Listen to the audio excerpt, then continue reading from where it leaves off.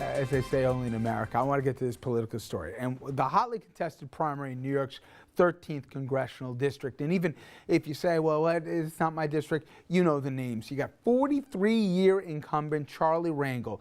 And this is not a cakewalk for him by any means. Some even say he could be the underdog. Anyway, he's locked in a heated fight with a man that he squeaked past in the 2012 primary, State Senator Adriano Espaillat. Now, racial and identity issues playing a large part in the primary so far. The district has changed its racial makeup here, but it has been so bad between these two that Al Sharpton is now telling both candidates, and I'm quoting here, stop arguing about race. Now, here's the home run quote from the TV host, activist, former presidential candidate, and now somehow, some way, respected voice of reason. Here's his quote.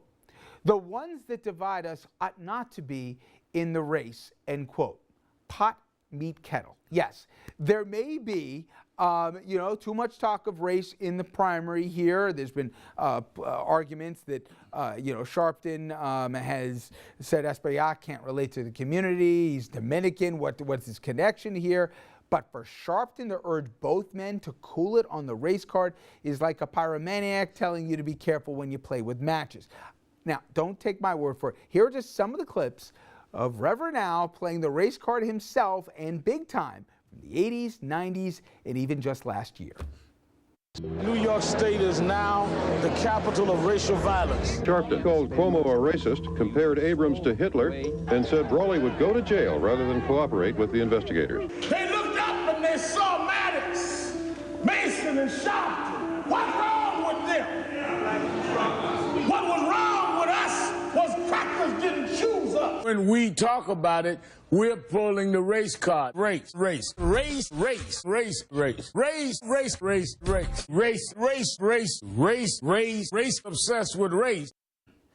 Okay, Dominic, we joke around here, but if you talk to the Baconis family and those involved with the Tawana Brawley trial here, they've never so much as gotten a sorry before it. And I covered it firsthand. So forget about the racial politics were played, the disgusting recklessness that was played then. When I hear this now, and listen, what happened after Imus got in trouble? He went and basically on bended knee asked Al Sharpton to give him blessing.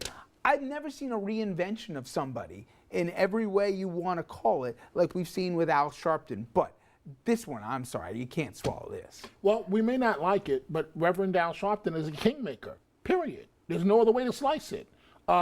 Public polling may say he's a polarizing figure, but if you're in public office in New York, you better believe you're going to kiss that ring, whether you're white, black, Latino. And that's what's going on in the race. But to condemn people for race baiting? I mean, well, that's my his God, way. He has amnesia. Reverend Sharpton wants Charles Rangel gone, period. And this is his way of taking a direct shot at Rangel. I explain it for our audience. That's because Congressman Rangel, as recent as the recent debate last week said Mr. Espaillat's only claim in this race is that he's Dominican, and it's a growing Latino district. And so polling indicates that Mr. Rangel is going to win this thing. And we weren't sure about that even a few weeks ago. We weren't sure about that. Trending that way. And God only knows what's going to happen in this special election. But it indicates that Rangel will win. Espaillat really does not have a strong record to run on. And so Reverend Sharpton is aware of that. So how can he mess with Congressman Rangel?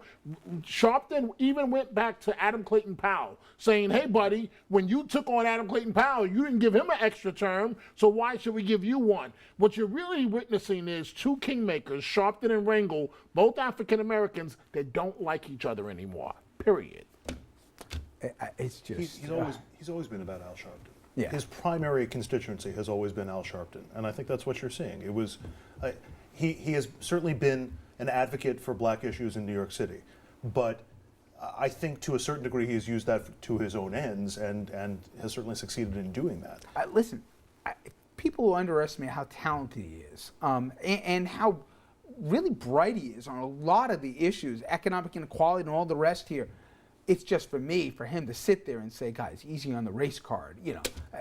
That's when the lunch comes up. I mean, you sleep on Sharpton at your own peril. He's one of the smartest guys I've ever met in my life. All right. I'm going to ask the table about sportsmanship here and really if people are getting too delicate on the subject. And I asked that after the California Chrome's owner, after his horse lost obviously the final leg here and losing the Belmont, if he should have apologized for his post-race rant, even if it was 2 days later. Did he cross the line, or was he right in the first place?